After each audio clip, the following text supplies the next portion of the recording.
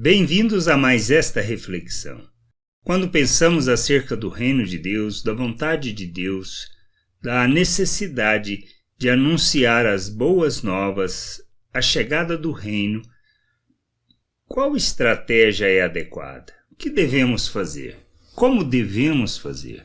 Estas são questões que a gente precisa parar, refletir e pensar, pois nos ajudarão a cumprir o nosso propósito e a andarmos na vontade de Deus, de maneira que não só expressemos os valores eternos, revelemos a vontade do Pai, mas sejamos capazes de atrair as pessoas.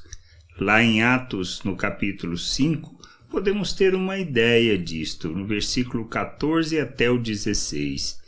E crescia mais e mais a multidão dos crentes, tanto homens como mulheres, agregados ao Senhor, a ponto de levarem os enfermos até pelas ruas e os colocarem sobre leitos e macas, para que, ao passar Pedro, ao menos a sua sombra se projetasse em algum deles. Afluía também muita gente das cidades vizinhas a Jerusalém, levando doentes e atormentados de espíritos imundos, e todos eram curados. Ou seja, o que levou as pessoas a se aproximar de Pedro, da igreja, dos demais apóstolos? Essa é a questão.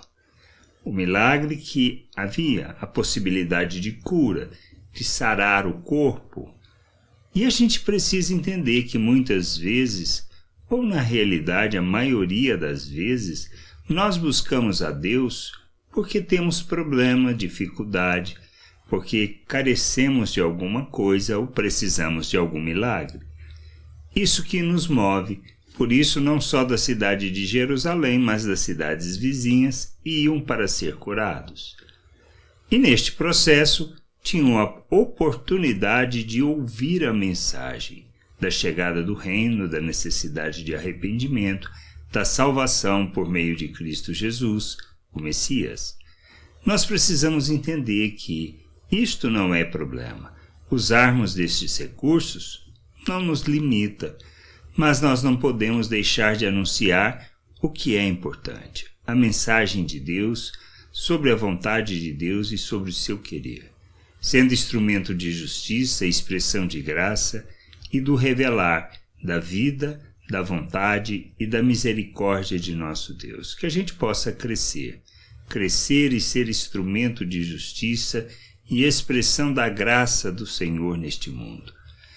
Possamos usar de recursos do mundo para atrair as pessoas, mas principalmente que a gente use para que possamos anunciar a mensagem, levando as pessoas a compreenderem a salvação pela graça, para que possam conhecer do amor de Deus, compreender a sua bondade e a Ele se submeterem e assim crescerem no conhecimento e da vontade do Senhor.